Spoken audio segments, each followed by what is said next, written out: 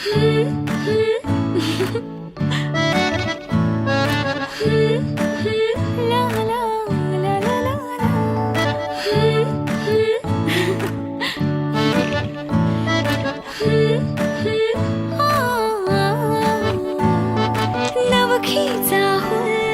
होण्याचा हा प्रवास खरंच खूप छान आहे. प्रत्येक पावलावरती काहीतरी नवीन अनुभवायला भेटतं जे इमॅजिनसुद्धा केलं नव्हतं. So we both are very excited to see our baby आणि मी डेफिनेटली मला असं वाटतं की ते ह्यांच्यासारखंच असावं, शांत आणि प्रेम. हो ना? मी तर तुझ्यापेक्षा जास्त एक्सायटेड आहे. याची आतुरता आहे बस. हो, येईलच लागेल.